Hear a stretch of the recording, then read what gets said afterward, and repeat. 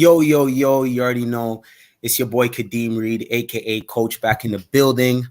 And today we're back with another panel discussion on how to empower and to unlock the criminal justice system in a whole.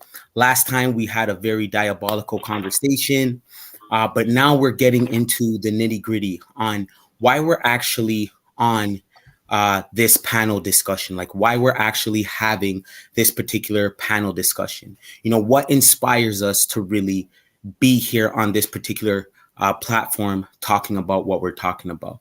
So with no further ado, we're going to start off with a little icebreaker. I've already mentioned my name. So the icebreaker is basically an energy check. So between a scale from 1 to 10, we're just going to, be like, yeah, I'm feeling this number, and this is the reason for feeling at this energy level. So right now, my energy level is at a 7. For me, that's like the bare minimum that I could really go at. Hopefully after this, I'm a bit more charged up, and I'm feeling good. How about you, Mr. Trap Program? Hello. My name's Ty. Here from the Trap Program. I would say my energy probably the same, like a 7 or 8. Right. Just finished working like around 5:30 or so. But no, I'm glad to be here, man. Nice. Jeremy. What's going on, man? Who's that? Just out here, man. Ready, Nice. Ready. So just pumping at your energy level, how you feeling, what's your energy level at between 1 to 10, and pass it on to whoever. Oh yeah, my energy level right now, I'd say I'm at about an 8. Nice. Just born ready, man. Have to do this. This is why we're here. Nice. We're out here for a reason, Right. Definitely. Yeah, man. Sam, what about you, brother? Mr. Borche, Ashanti tribe. I know you're here from work. I see it in you, brother. How are you feeling? How do you feel right now? I'm good. Just trying to, share all the knowledge I can share, and make sure that we're all well nourished as a community. Whatever game I could pass on, I will. And I expect to also, learn as much as I can and soak up as much knowledge. Right. Nice, amazing. So what's your energy level at right now?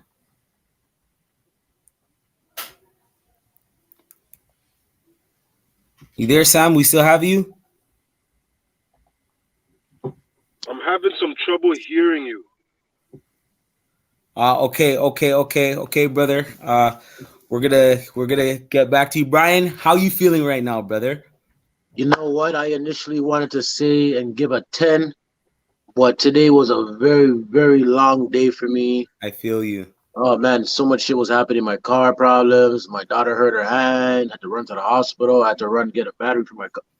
Anyway, so I would have to say after all this said and done, I'm gonna bring myself down to a 7 now.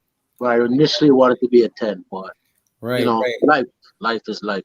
But brother, the wonderful thing is that we're able to have the divine opportunity to even be here. You know what I mean? So I'm telling you, the day's rough. We always push forward. We always advance. And brother, I know you work hard in particular. So I know what you go through on a day-to-day. You see me on the sites. We're on the site. You saw me on the site, Yeah. So, I know the challenges that, we definitely face. So we're going to open up the panel discussion. And the first question that I have for myself and the panelists is, what was your source of inspiration that inspired you to want to voice your concerns about the system in itself? So what was it that woke you up, basically? What concerned you? Like, what did you see that you were like, whoa, I gotta basically advocate for this? Anybody could start off. I guess off the top of my head, I could think of the inconsistency in sentencing. that's one of the things that really got me into a position where it's like, you know, I have some real life lived experiences to show in comparison to others' sentences and the injustices revolved around that. So yeah, that was what at the point where I was just like, and even going through like my appeal, and I know everybody's gonna say a lot of the same thing here too, but the interactions with the guard, them making you feel like you're less than human because of the decisions that you made in your life. So it doesn't. At the end of the day, it wasn't just one thing. It was an accumulation of the things that finally got me to a point where I was like, you know what, I need to speak up on it. Mm-hmm. So that's what inspired me to want to, you know, join panels and link up with Keep Six, and be a real life lived. And also another one is the programs that I had to go through. Mm-hmm. I found that a lot of the facilitators were more textbook, and I know that a lot of guys would respond better to people that would actually have real life experiences. And so that's what I wanted to do too. I wanted to be able to be somebody who could share firsthand the experiences that I've been through, in hopes that one day a little me, someone such as myself, when I was at my age making all the bad decisions, may think again before he does.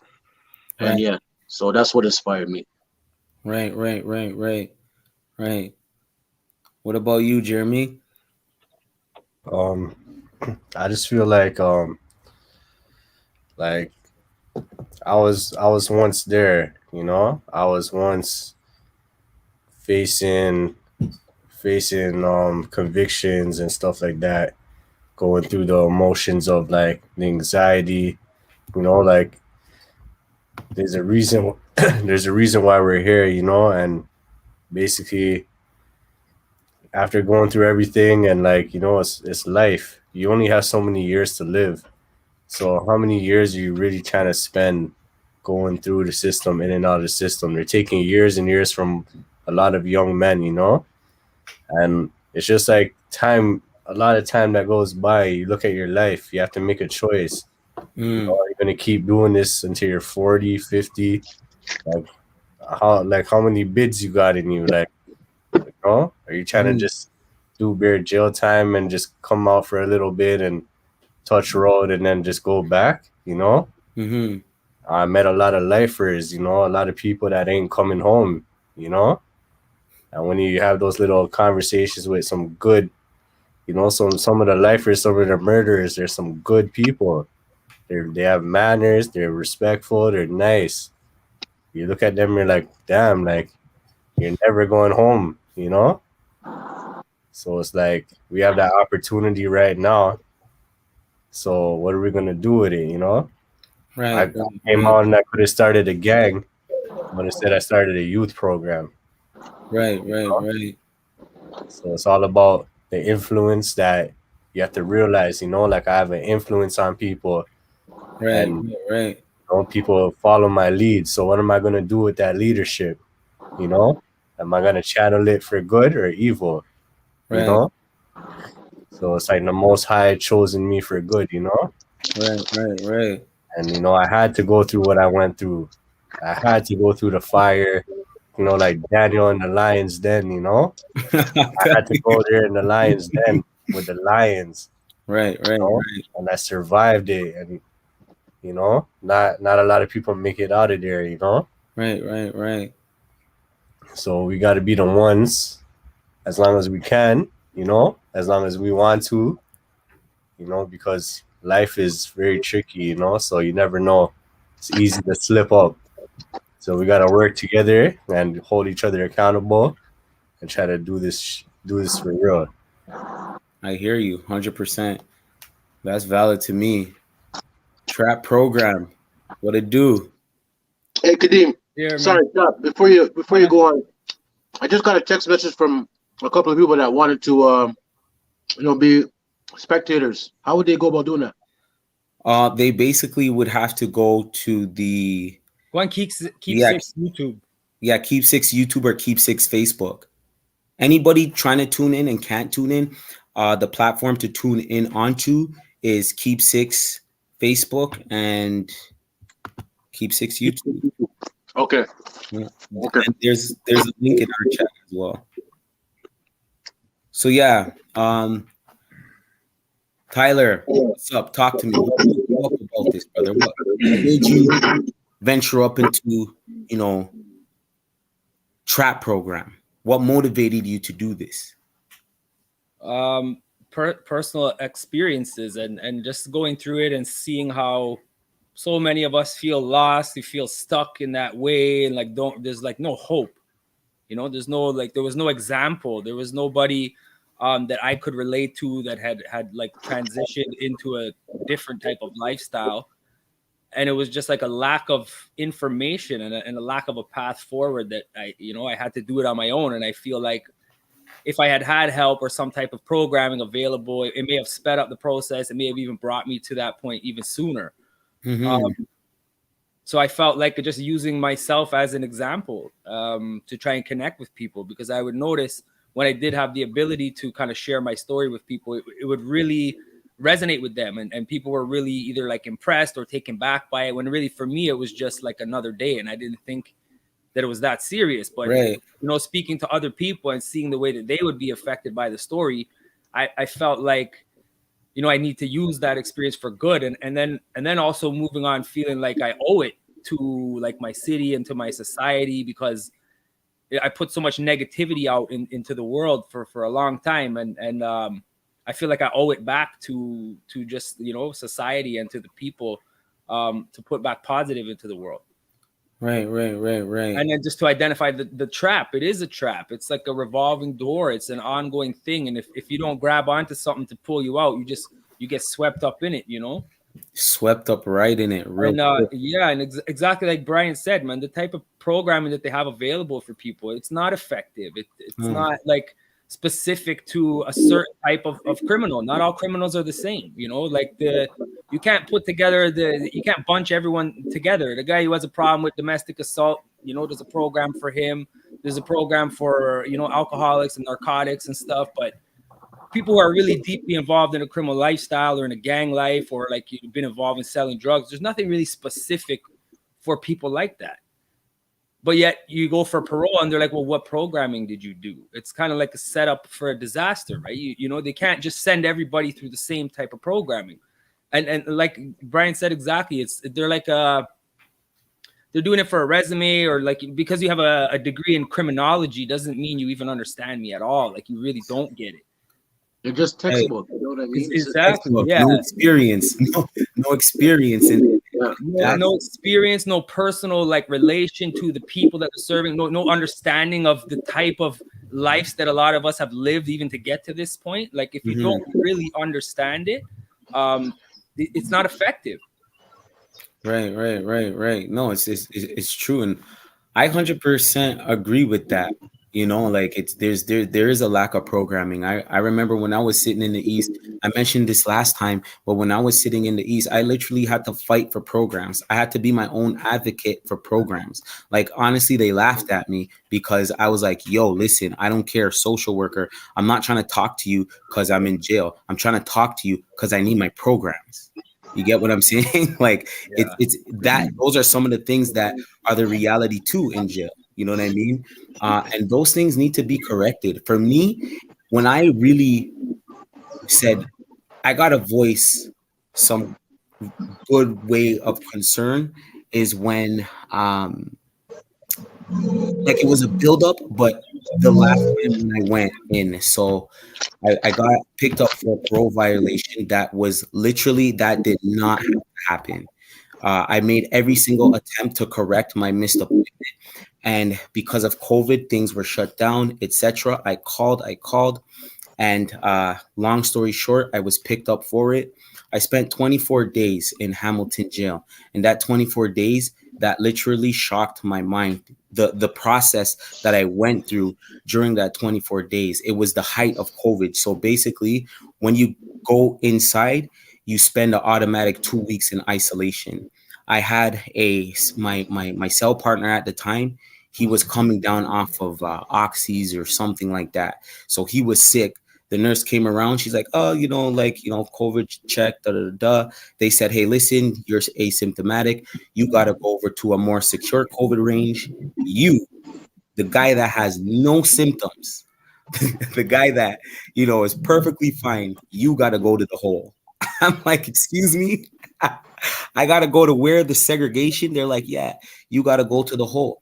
And I fought. I advocated for myself, and I mean I fought. So I stood up for myself. I said, hey, listen, I know the procedure. I'm not supposed to go to the whole segregation unless it's a disciplinary action. And they're like, hey, listen, dude, it's either you're going or we're coming back with like 25 of us and you're going. So regardless, you're going. And I spent 75 hours in segregation for a non-disciplinary action. Then just to see how COVID was like having a psychological impact on others in there. There's no way or means of reforming, right? It's just you're going by the day-to-day narratives that are already there, that are already structured for you there. And I personally think that, the system should come in with a more advanced, let's say, curriculum, because this time is being a lot of time people that are doing time, they're just doing their time and they're not doing anything with their time. Do you guys agree with me or not? We made it out. We did something with our time, right? We had goals, we had ambitions and everything, but sometimes, unfortunately, a lot of people don't get the opportunity to do that. You get what I'm saying? So, like, yeah. I personally think that, we have the capability and the means to unlock and empower each other on a holistic level, right? I'm gonna move forward. Or Sam, you there? Yeah, I'm back. Still full of All right, all right, good. All right. You got me. All right. So, what was it for you that empowered you? And I know that you haven't really been through the criminal justice system in itself, but you live in a neighborhood that has definitely been impacted by the system. So just talk to me here. Run it through, brother. When it comes to my inspiration with respect to establishing business, going through the journey of entrepreneurship and the evolution of it,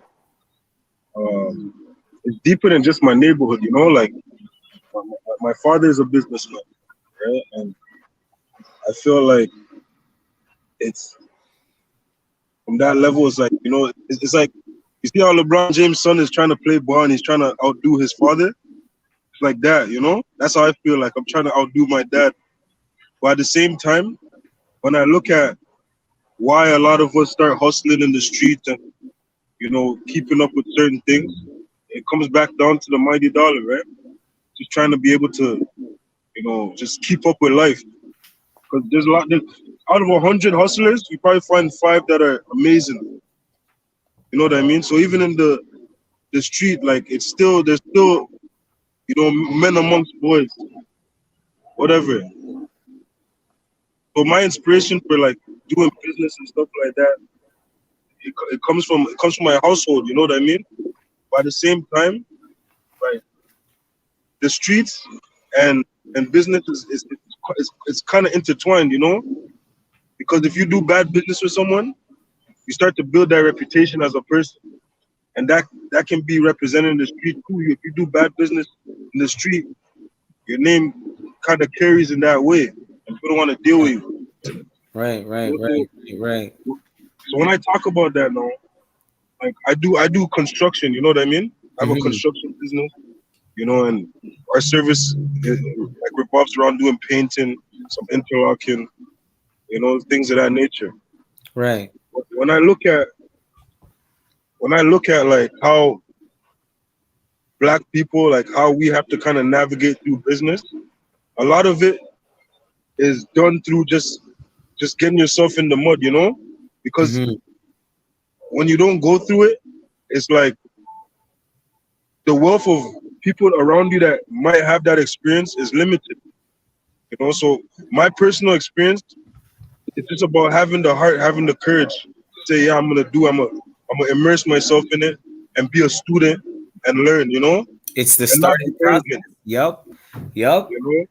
So from that standpoint, like that's what I've been doing as a business. I don't have all the answers. I'm not gonna pretend like I do and act perfect, but what I will say is through my journey, I've learned how to do things better. You know, through evaluation of oneself, I've learned, okay, these are areas that I was lacking and I didn't give attention to. Okay, so 2021, that's where I'm going full force. Right? So stuff like that, you know, just being able to, you know, I would say look at your own life from a bird's eye view, which is not easy to do. Right. No, I agree. I agree, and I think Rachel was touching on this before, that oftentimes we have like transferable skills from that street life intertwined into mainstream regular based life. You get what I'm saying? Like we have those skills that we could use. That, hey, listen, I came from the streets. Like I know what it is. You know what I mean? And those are skills that if you could use those skills from managing product, you could actually manage a product. You could actually manage a stock. You could actually manage something productive. You get what I'm saying? So I agree with you 100% on that. Moving on to our next one. Sorry, my background's a little noisy. I don't know if it's giving feedback. Yeah, that was a crazy feedback. Sorry so our next question is, based on your concerns, based on your concerns, how do you think that impacts your community? So basically, whatever concerns you, whatever woke you, how does that impact your community that you're in right now? For me personally, are you speaking to me? I'm speaking to everybody on the panel. So whoever chooses to, jump in, answer. I'm jumping right in. So when I look at construction work, right? Personally, I'm just talking from my lens and my experience. There's not a lot of construction men that are in the community, black, that are part of the union on a level with their business. You know what I mean? So with that said, now when I look at the community and why that was, you ask a older man why he doesn't have his business part of the community, he's gonna tell you, I don't want to pay taxes. He's gonna tell you that the union workers are lazy,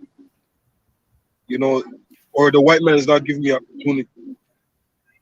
So when I evaluate all those three things that were just mentioned, like it kind of showed me that, okay, our community doesn't know how to navigate business. Like when it comes to the fundamental things that need to be done, like we're lacking in that area. But right now, if you want to find a neighborhood drug dealer, it's not too far. You don't know where, you know exactly where to go, right?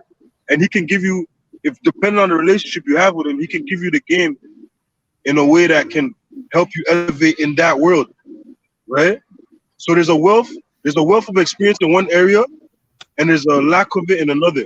But we're still like we have a thirst, we have a desire to be part of the legitimate world of business and execute and flourish there. So like we're seeing a lot of programs that are supporting each other now, trying to get information out. Right. But it wasn't always like that. Right. It wasn't always like that. Right. It was a thing where like, as I said, like, and I'm talking from my experience, because there was such a lack of that wealth of knowledge, you have to just put yourself out there and fall and get up and learn how you fell and take it serious. Take that fall very serious because you don't want it to happen again. But, we're evolving as a community too. So now information is being pushed out. Like things like this are helping information push out. You know what I mean? Right. So when I look at all of that, I just say, like, one thing that will help us as a community, one thing that is my concern, is us navigating the actual business world. Like when we enter it, like having a strong enough spirit to say, yeah, like I'm gonna go through all these challenges. I might not know fully, but I'm gonna go through it, because you might hit one wall and that could be the last one you ever reach because you're not going any further. You're not confident because you've never been there before, because you've never really experienced that. And that's oftentimes what a lot of people go through. Hey, listen, I'm at the starting phase of my business, and those are the same things that I'm really nervous about right now.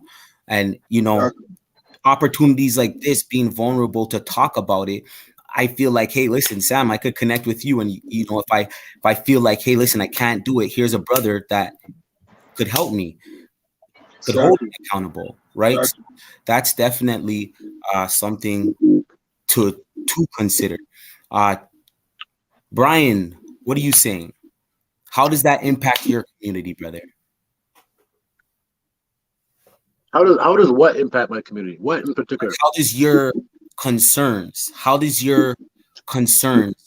that you voiced, what inspired you, whatever woke you, how does that affect and impact your community? Individual. I'll start off by saying that I'm a construction worker myself, right? So as you know, Kadeem, I'm with the union. I started off with Local 27. Carpenter. We got Rory. Yeah, Rory Smith. Oh, you know who I'm talking about. That's my Irishman. Yeah. You know it, man. Okay. But then I switched over to 183 after, only because, you know, I tend to be impatient at times, and 183 pays you more upfront. And I did the math. You know, it takes me about 8 years to start making more money as a carpenter than you would as a 183. But anyways, that's besides the point. What impacted me and what I think goes to the community is it's so evident that, all right, I'll start it off like this. A man once told me, and I can't remember who it was, but he once told me that it takes just one raindrop to raise the level of an ocean. And that hit me in a way like, okay, so it just takes that one person who actually puts plans into motion, which will eventually get people to follow. And, you know, like for instance, Keep Six. I was in the pen with Richard, and he used to talk about it, but you hear people talk, you don't know. And now he's gotten this thing going on right now.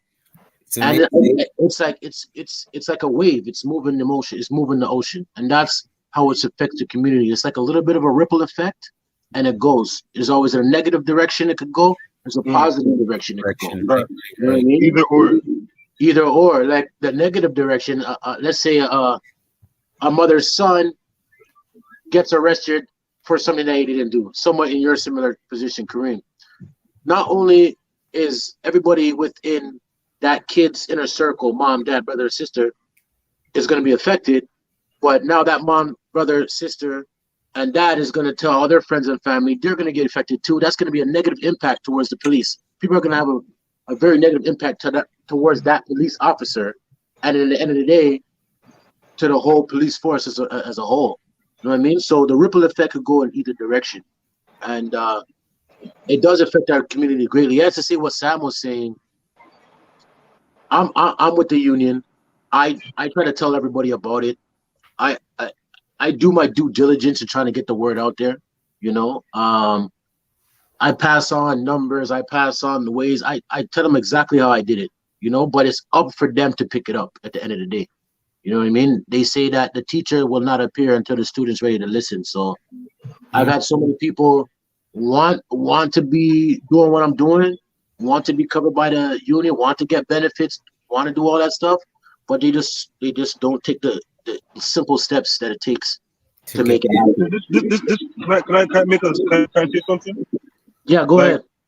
One thing I noticed too, like, and this is why stuff like this is so important, because when we talk of like reintegration and like why like there's programs are needed in jail, because there's guys that they convert into Islam in jail, you know? There's guys that actually like take time and try to like elevate themselves. The other day I was talking to one of my young people, and they're telling me how like, yo, I got my high school diploma in jail. So let's just say that privilege was stripped away. He would have did all that time and not been able to get his high school diploma. But he was able to because the option was there. the resource was available to him. So what I'm saying is things like, you know, entrepreneurship programs are needed for that same reason. There could be that same young person that's saying, yo, I'm tired of the dope game. Let me take my knowledge and wit and put it into this area. I might need that. You know what I mean? I hear what you're They saying. might need that. Let's just say, what do we call it? The 101. They need that beginners, how to get it started. Right? Yeah, there's a lack of that type of programming in the facilities, you know, which would change a man's life easily. Right. Yeah. Brother Jeremy, I just want to get your input on how it impacts your community, because brother, I know you live in the community. So how does that impact? And I'm just going to say briefly, I see a lot of communicating going on in the comment section. Honestly, we are coming out here on a platform making ourselves and our story very vulnerable. So with all there's some negative connotation going on, please respect the platform that you are currently on, or less you could honestly leave, because we are making ourselves very vulnerable, and appreciate the knowledge that we are coming forth with, because these things need to be addressed, and they need to be addressed like right now, not yesterday. So with no further ado, Jeremy, how does your concerns impact your community, brother? Well, I feel like with the experience and the influence, you know, like some people they do it for the clout, right? But me, like, yeah, I just kind of been like caught up, you know, but I got a lot of unnecessary clout because of it, you know. A lot of people will say, "Oh yeah, you did time or did it up," but I never looked at that like cool, you know. I always looked at that like that's a bad thing that I went through a tragedy, although it was a gift and a curse, because me going through my lowest points helped me to do a lot of self reevaluation and making me get it together. So as me, and I'm deciding to turn things around, people are watching me, you know? People are seeing what I'm doing with my life and my lifestyle choices, you know? And a lot of people are just watching me and following my lead. So for example, there's a lot of younger youth that even catching the charge is very intimidating for them. You know, the fear of the unknown can cause a lot of depression and anxiety. You know? So even for me to be like a little bridge with the knowledge to even help other people to know the steps, you know, like when we're going through a case, a lot of times I'm there to tell people, yo, listen, don't worry. They might be saying, you're gonna be doing 5, 10 years. They throw these numbers at you, you know? But in reality, when things go through court, and if you approach things the right way, you know, and you have faith, things will work out, you know? So I'm here for the brothers that are going through the system and that need a helping hand or some knowledge or some advice. You know, like I want to tell every kid out there, anyone watching, you know, to don't don't talk to the police, you know, like get a lawyer and lawyer up, you know, like don't ever try to like bargain or make a deal for yourself. Don't say nothing, you know? Like we need to like have more leaders in the community that could tell youths their rights. Like we need programs that could teach the youths them their rights and how to deal with police interactions. Because a little simple interaction could be deadly with these police. Some of the policemen they're demonic. You know, they have evil forces. They'll take your life. They don't care. You know, you're just another person, another threat that they had to stop. They don't shoot for the legs or the arms. They shoot to stop the threat, meaning they'll just shoot you, you know? So these are things where we need to educate young people on how to approach the police, you know, and just how to approach these situations, you know, with our lived experience. You know, sometimes they just need like a big brother, someone that's been there. And you know, that's a harsh reality sometimes for reintegration. You know what I mean? Like that's hard, like coming from the system. Like imagine coming out and then, you know what I mean, being on road and having to face, you know, possibly somebody that oppressed you, You know what I mean? You're coming face to face with somebody that oppressed you. Of course, that's going to send a shockwave of anxiety through you. I know for me, it always does. It always does. Like I zone out. I don't have nothing. I don't do anything. I've literally transitioned my life in many ways. And honestly, I still have that, little anxiety, little fear about, the police in itself. I'm not afraid that they're going to shoot me. I'm not afraid that they're going to, you know what I mean? But I still have some sort of fear in the back of my mind. What if? Can I say something? Have to educate. Yes, brother. So right now, that speaks to your experience as a black man who dealt with the interaction with police. Now, when we ask the police what his interaction with a person he's seeing on the road with a quote unquote criminal, some of those interactions are good, some of them aren't. However, they take all their experience and use it to do what? The next situation they're in, they'll handle it a little better based off of their experience, right? Right. But you as a black man, if you say your experience with a police was negative, they're gonna say to you what? All police are not the same. Just like not all black people are not the same. But they try to come at us like with the assumption that we're all hostile. You know what I mean? And that's the problem. It's like you could, if let's just say you do get a little hysterical because you are with the police. They're using that hysteria to say, you know what, he's belligerent, he's this, he's that, but they're not taking into account maybe your experience with a police prior to was not so good. So obviously you're not gonna want to be within 5 yards of that person. You want to leave.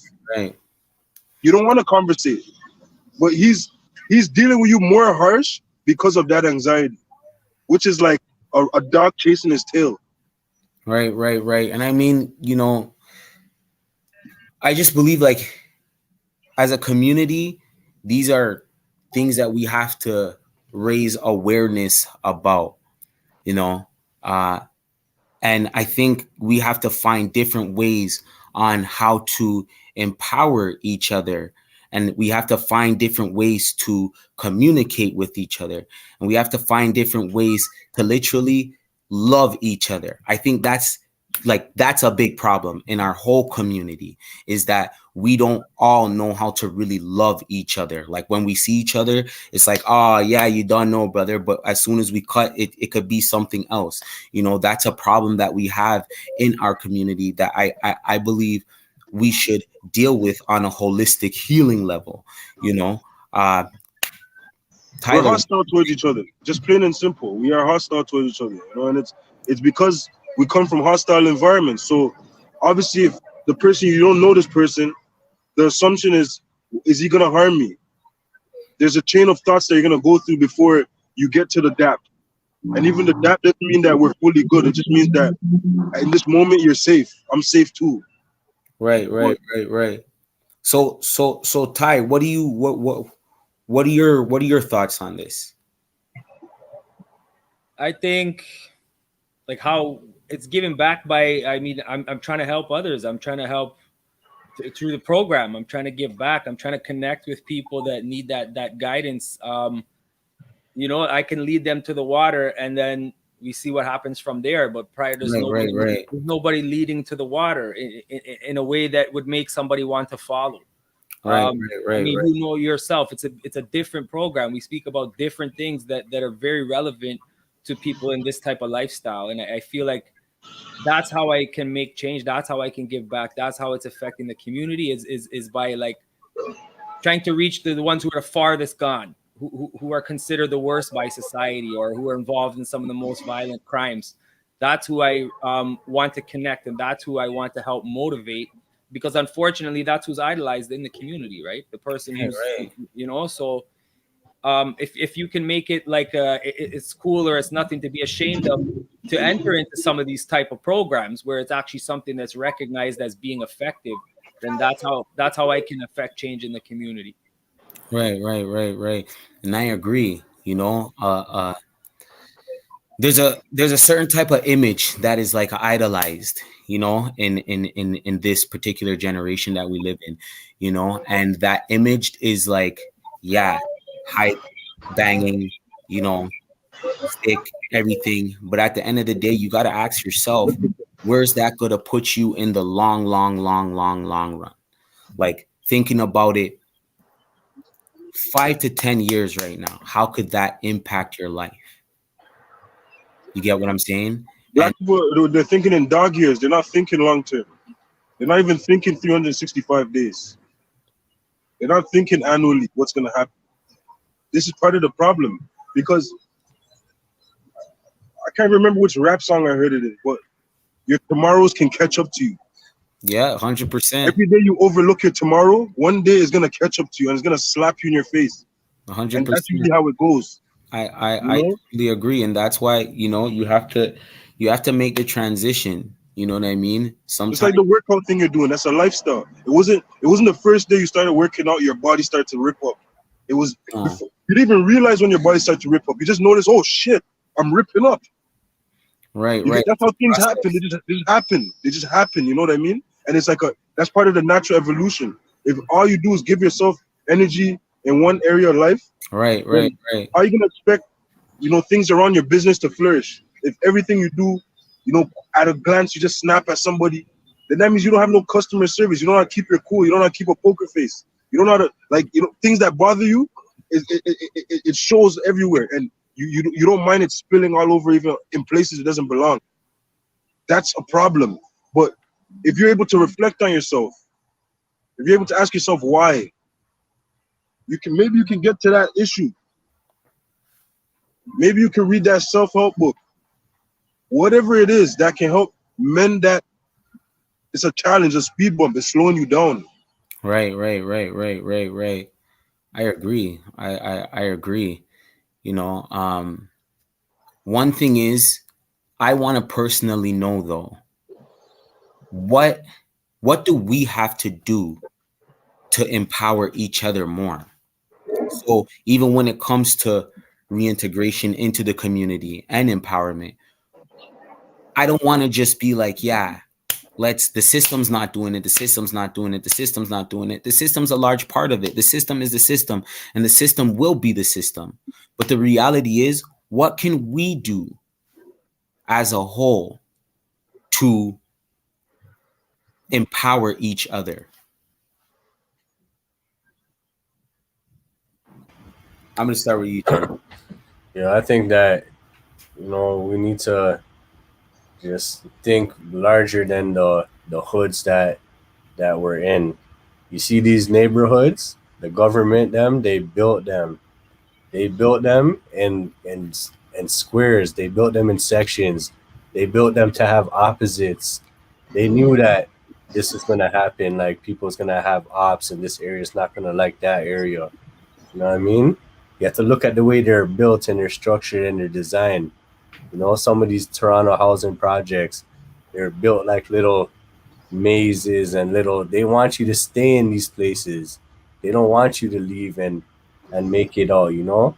When you're getting these minimum wage jobs, how are you able to afford rent or anything?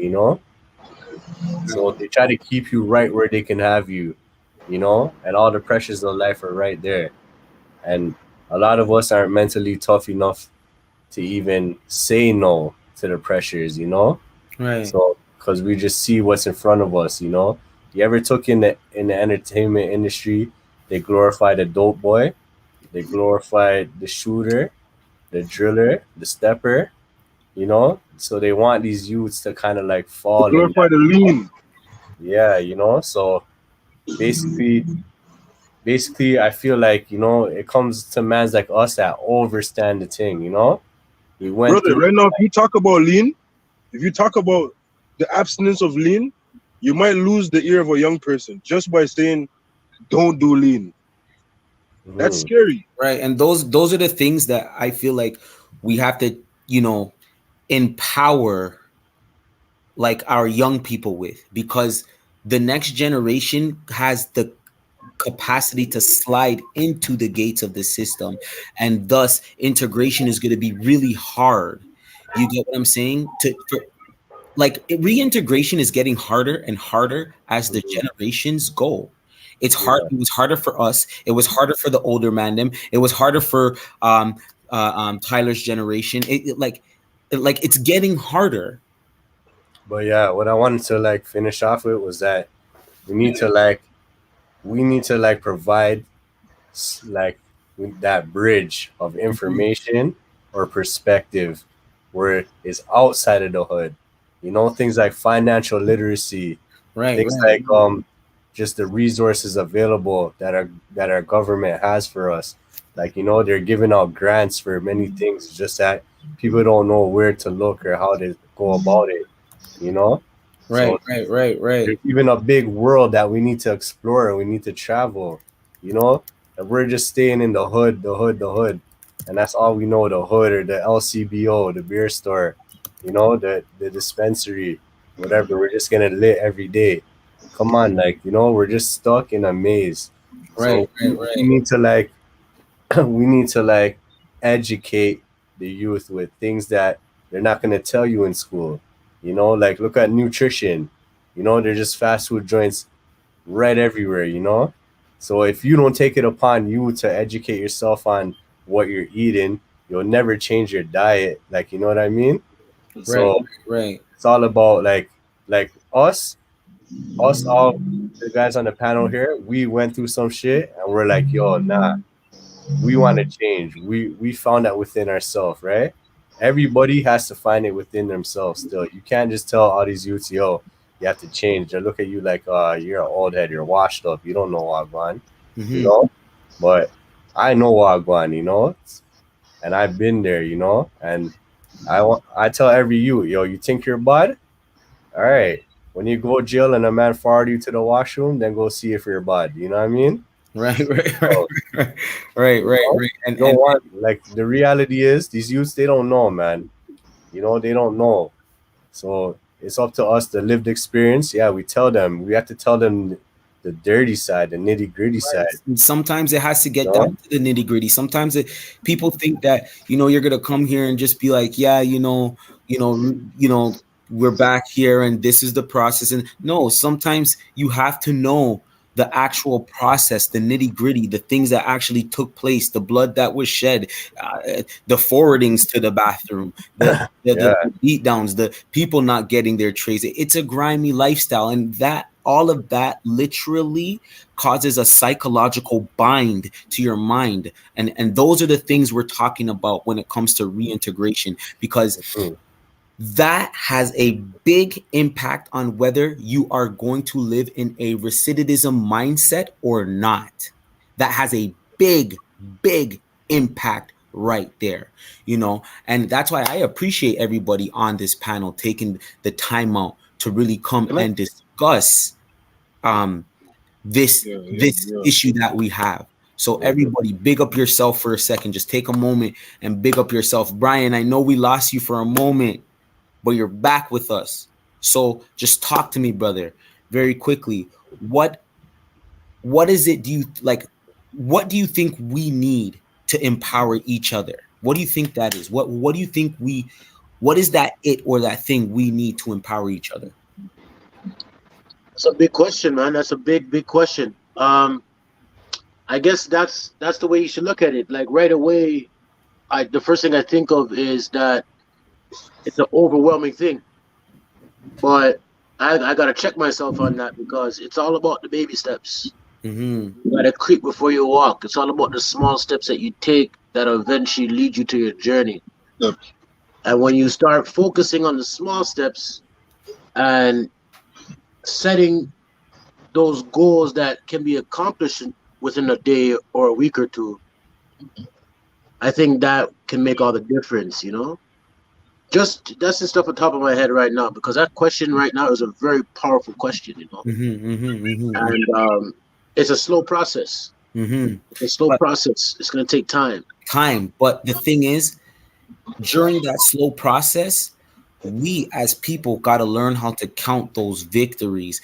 Sometimes we don't count those little victories. We only count the one big noise. We don't count everybody coming together. We don't count those little, you know, one victory here, one victory over here, you know. So that's something that I believe as a whole community, we have to count our small victories however we get them.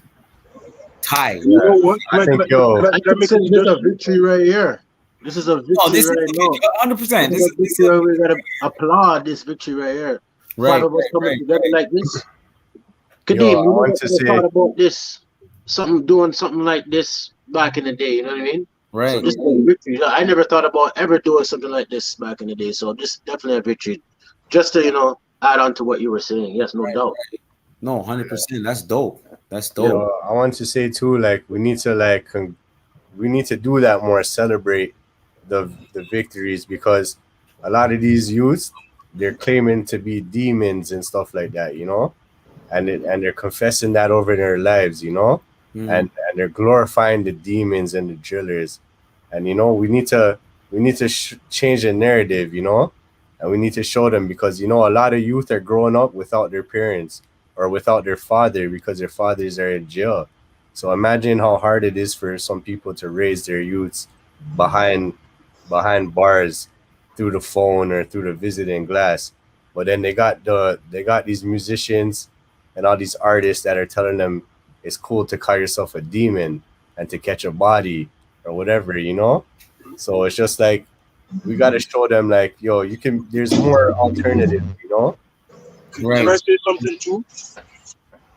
I feel like a lot of black people have tried to work with other black people, and sometimes for selfish purposes, the businesses, the movement, the initiative, some of them don't work, and that's here nor there, because something can go good, something can go bad. We just have to try, right? Right. No, What I 100%. don't, I feel like will help empower the community is if we make doing good business a culture. Like, Right. I agree. you know what good business means? Good business is we all win. There's no loser. Right. Bad business or me shysting somebody is I win and then there's a loser over there. Right, but that's the culture of corporations. That's the culture. Yeah, but it's not right. It's already It's not bred. right. I know, brother, but it's You already. know who the loser is? The loser is usually the consumer. Don't get it wrong. When two corporations are doing business and one says I'm bringing the rubber and the next one says I'm going to turn the rubber into rubber duckies so we can sell it as toys. Right. They understand each other and they both win. Right. I hear you. The loser might be how much he's paying for it. But my whole point is at the end of the day, we need to like make doing good business with each other a culture. Even if I do business with you and I'm supposed to lose because whatever I did wasn't correctly done, take the loss. Don't run off. Right. Take the loss. Right. Whatever, if you have to pay the material back, pay it back. Because now you kept a relationship that you could potentially lose, and now your business is not going to go through the mud in terms of someone dragging your name. Right. But at the end of the day, it's always a process. And that process, it's always good to start that process. So however anybody starts that process, it's always good to just get your foot in the mud first. You get what I'm saying? It's always good to just be like, hey, listen, I might not know, but I'm just going to get my feet wet. And, I want to tie this back into when people are coming out, especially young people or whoever, big men, older men, whoever, people coming out or just involved in the system, gentrified in the system. These are things that we have to share with them. We have to share ourselves with them, literally, all of our experiences and how we changed. The story doesn't end where it started, the beginning. The story is going to end where it ends. Do you get what I'm saying? It's still going. So we went through hardship, but now we're in a phase of our life where that hardship made us who we are, and we're moving forward, and we are going to literally empower everybody coming after us and everybody that's already before us. It's those times, because there's a lot of concerns, and those concerns literally have to be addressed. So we're running on a time strap. We got 5 minutes till, we're gonna close this thing down. Thank you for everybody that came out, all of the panel members right now. Trap Program, Jeremy, Brian. I think we just lost Sam. We've had a lot of technical issues, but we wrote it out. And this is the thing. We always have to ride it out to the end and be consistent and be disciplined. You know what I'm saying? So that's what it is. I want to give everybody a brief minute just to check in on how you feel right now. So after our whole conversation, after everything, what is your energy level at right now? And Ty, I'm going to start off with you, brother. I'm good. I'm still up there. I still say I'm at a 7, you know. I want to leave everyone with this, that, you know, reintegration starts the moment you're arrested. It doesn't start when you get released. Your reintegration starts the moment those cuffs are put on you. Even before you reach the back of that police car, your reintegration starts from there. It's not once you're out. If your mindset doesn't changing until you get out, you know, you're already behind the ball. Your reintegration starts the moment you get arrested. Your mind should be changing and looking for something different from that moment forward, you know? Right. And you can feel it. You know, you feel like you're sick of it. Like, it's not this time, and you're getting older for whatever reason. You know, now you have family or people that you're leaving behind, and it becomes selfish. You can't just put yourself first when you have other people relying on you like that, because when you're gone from their life, it's affecting them too. So I would leave them with that. You know, that it starts from the moment you get arrested, not from when you get released. Right. 100%. Sam, what are you saying? I would say that this conversation, like, I still have a lot of conversation in me. So I think that just based off of that energy, this is something that can be ongoing. You know, it shouldn't be, oh, we did it, it's done. You know, business is 365 days. God bless you have your business for a decade and longer. But, you know, like, this is something that is entrepreneurship. I always tell people it's a lifestyle, you know, and a lifestyle. If you're doing entrepreneurship and you're telling yourself, I'm not going to go work for the man, but I'm going to create the work, that is a spiritual challenge that you're putting yourself on, because nothing is guaranteed, and you have to believe that everything's possible. Simple as that. Right. We got some messages in the chat. Our non-for-profit and grant system are set up for us to compete against each other for a small amount of money. That is true. And Josie Music, need a mentorship program, Youths for Toronto, Big Brothers in the Six. Yes, we do. Thank you for everybody that's honestly been in support in our chat. Thank you to everybody. Shout out to everybody that's been in support on this drive with us, with Keepsakes, with everybody on the panel. You know, I'm gonna give it back to Brian. How do you feel right now? What's your energy level at? I feel good. Whenever I could get together and speak my mind about the injustices suffered within the so-called perfect system, whenever we could get together and talk about, like Ty said earlier, his take on reintegration, it's all such a beautiful thing, you know what I mean? And like just putting it all together, everything that everybody said about Jeremy saying about the way the blocks were designed, all that shit's so deep, and all about our small victories. These are things that are priceless, you know? And I love when we get together and talk about this, because it uplifts me. It holds me accountable for my actions. Right. And it keeps me on the levels. It inspires me to do more. It inspires me to help more. Right. And I just hope that we could continue doing this. You know what I mean? 100%. Jeremy, brother, how is your energy level feeling right now? Yeah, my energy is up, man, you know, because I feel like it's very important what we're here to do. Because, you know, we're standing up right now as leaders. Who knows what comes up out of this, or who knows who's watching that wants to, like, connect us together with something bigger. Who knows what this could be? This is just a seed that we're planting right now, right?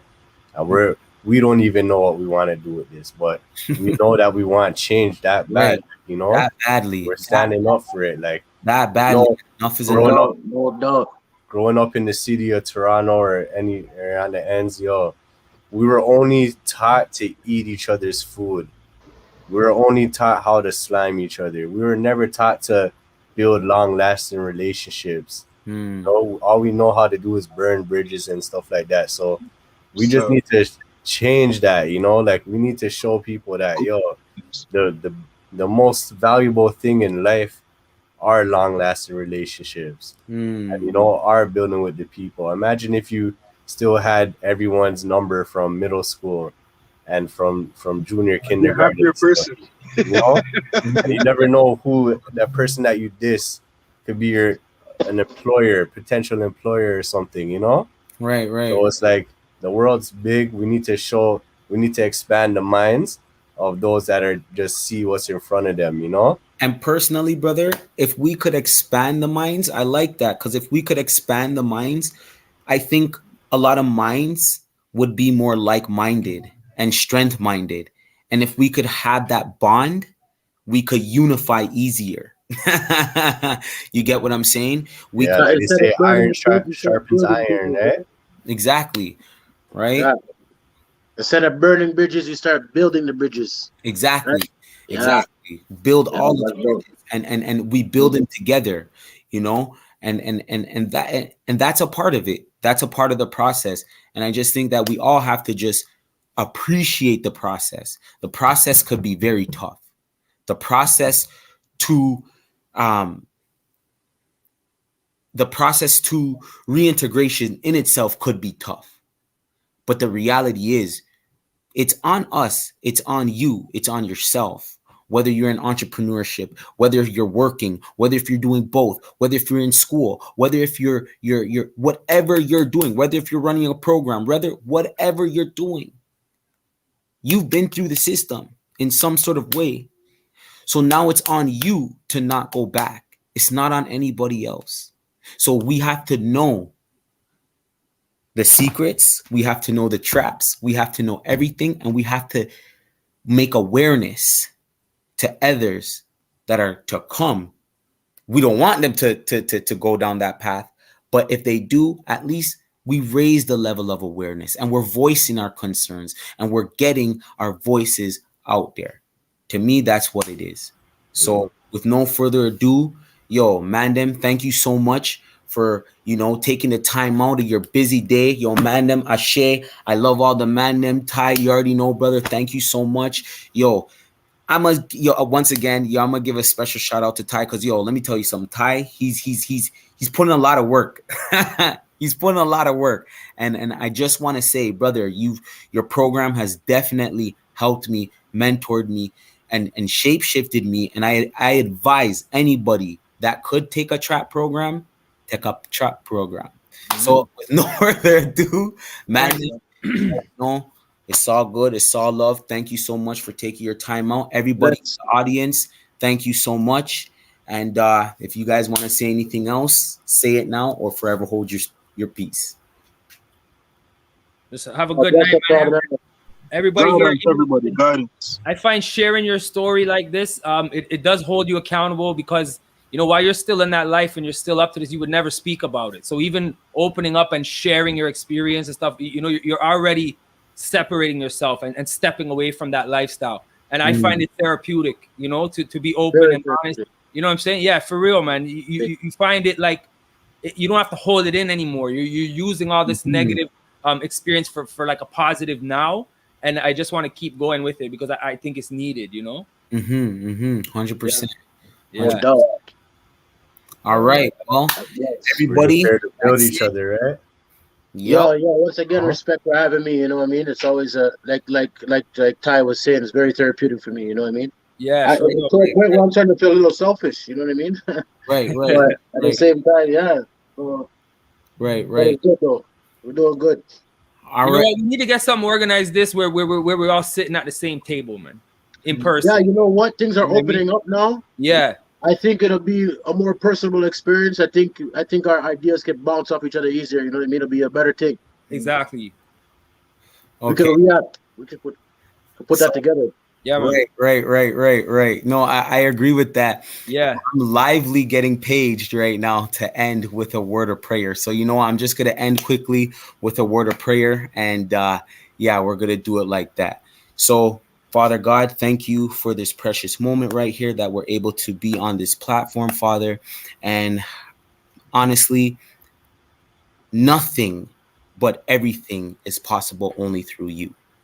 So, I want us all to really understand that and just take that in and embrace that. And none of this could even be possible if it wasn't for you. So make us give thanks in this moment. Make us give thanks that all of us sitting on this panel here right now have realized their purpose. They have actually realized their purpose and resonated with their purpose. So, Father, thank you for that. And I know there's a lot of people that could be struggling to try to find their purpose. I pray that they are inspired and they are able to find and go out there and find their purpose because they are life as well. Thank you, Father, for everything. And I appreciate this moment that I'm here to spend with you and my brothers. Amen. Amen. All right. So, with no further ado, that's what it do. And thank you for everybody coming out. Everybody have a wonderful night. Yeah, man. All right. Good night, everyone.